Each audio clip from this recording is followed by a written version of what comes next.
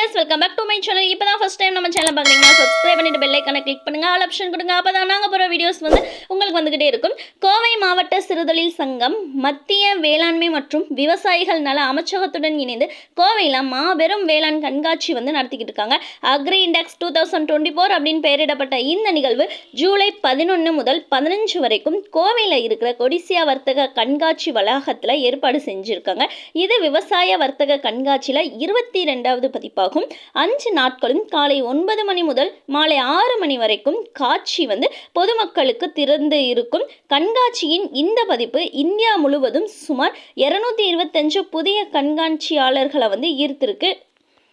பல்வேறு பயன்பாட்டுக்கான ட்ரோன்கள் மற்றும் விவசாய பயன்பாட்டுகளுக்கான மின்சார வாகனங்களும் முக்கிய ஈர்ப்புகளாக வந்து இருக்கு.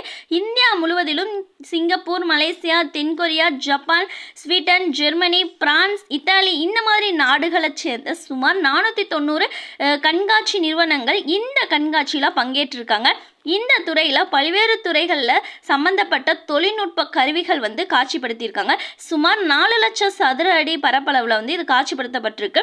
இந்த நிகழ்ச்சி இந்திய அரசியல், வேளாண்மை மற்றும் விவசாயிகள் நலத்துறை, புதுடெல்லி, கோயம்புத்தூரில் இருக்கிற TNAU தமிழ்நாடு வேளாண்மை பல்கலைக்கழகம், தமிழ்நாடு கால்நடை மற்றும் விலங்கு அறிவியல் பல்கலைக்கழகம், சென்னை தமிழ்நாடு மீன்வள பல்கலைக்கழகம், நாகப்பட்டினம் மற்றும் AIAMMA அனைத்திந்திய வேளாண் எந்திர உற்பத்தியாளர் சங்கம் புனே, உழவே தலை 600 அப்படின்ற தலைப்பில் மாநாட்டின் 6வது பதிப்பை ஜூலை 13 சனிக்கிழமை அன்னைக்கு கொடிசியா வர்த்தக கண்காட்சி வளாகத்தில் மண்டபத்தில் வந்து நடத்த இருக்கு.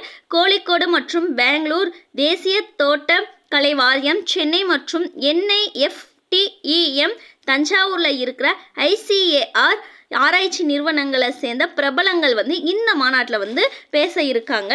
கண்காட்சிக்கு பொதுமக்களிடம் இருந்து ரூபாய் 50 மட்டும்தான் நுழைவு கட்டணமாக வந்து வசூலிக்கப்படுது. விவசாயிகள் கிசான் கார்டு அல்லது சான்று சமர்ப்பித்து இலவச நுழைவுச்சீட்டை வந்து பெறலாம். 12 வயசுக்குட்பட்ட குழந்தைகளை அழைச்சி வரதை தவிர்க்குமாறு கண்காட்சி உரிமையாளர்கள் வந்து வலியுறுத்தியிருக்காங்க. ஏன்னா இந்த கண்காட்சியில் பெரிய அளவிலான விவசாய இயந்திரங்கள் இருக்கும் அப்படின்றதுனால இந்த வீடியோ உங்களுக்கு பயனுள்ளதாக இருக்கும் அப்படின்னு நான் நம்புகிறேன். இந்த வீடியோ உங்களுக்கு பிடிச்சிருக்குன்னா நீங்கள் நம்ம சேனலை சப்ஸ்கிரைப் பண்ணிட்டு பாருங்கள். டாடா பாய்.